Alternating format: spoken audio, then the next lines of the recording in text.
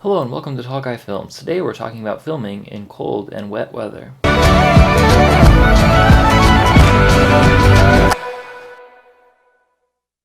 So my last two more cinematic style films, Statistics and Kansas Snow, were both shot in below freezing weather, so I figured I'd do a video talking about some of the things you need to be aware of when you're shooting in cold and wet weather. So there's really two things you need to be aware of when you're shooting in inclement weather: your equipment and your people, your cast and crew. So to start out with, let's talk about equipment and how cold affects your equipment. So cold actually is kind of weird with the equipment. It can help some equipment perform better, but other equipment performs worse. The two big things to keep in mind is that cold helps cameras perform better. Specifically, sensors produce less noise when they're cooler.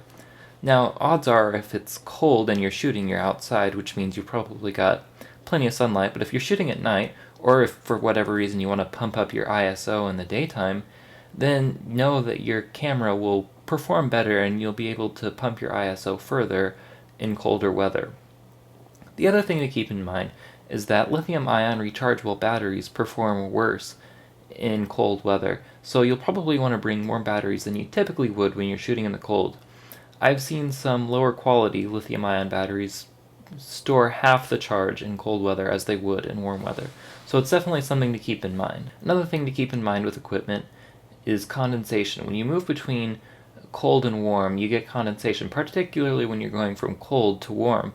So it's a good idea when you're moving between colder temperatures and warmer temperatures to take the batteries out of all your equipment, since equipment can't short out when there's not any circuit in it. And make sure to not replace the batteries and power up your equipment until any condensation that built up on the equipment is completely gone. Now, for your crew and your cast, normally your crew will be pretty well dressed as they'll be prepared for the weather. Your cast, on the other hand, might be, but if their costuming requires them to be wearing less than adequate clothing, you definitely want to keep an eye on them. Having warm food and warm drinks available is definitely a big plus. Also, having somewhere warm to go to is a good idea. If there's a building nearby that you can get access to, that's great. If you're a little further away, you can rent a trailer if you're in a bigger production, or maybe have a tent, or you're in a smaller production, you can just have a car and maybe run it a couple of minutes every once in a while so it stays warm. So if anyone gets particularly cold, they can go in there. Now on to wet weather. Wet weather is a little harder to deal with. With your equipment, the best thing to do is to just do as much as you can to keep it dry.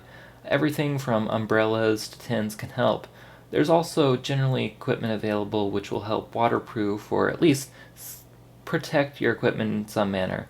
There's everything from basically just custom fitted plastic bags to custom plastic housings that are designed for underwater shooting. It's a good idea to know what options are available to you before you shoot. With shooting with actors, the same things that you want to keep in mind with cold, you want to keep in mind with wet. The only difference is that you probably want to have dry pairs of clothes available for all your cast and crew, or at least advise them to bring dry clothes. Other than that, you want to have all the basic things, somewhere warm and dry where your actors and crew can go to, as well as warm food. With that, that's it for this video. If you liked it, leave a like. If not, feel free to hit that dislike button. If you have any more questions, feel free to leave a comment, and if you want to see more videos like this, please subscribe.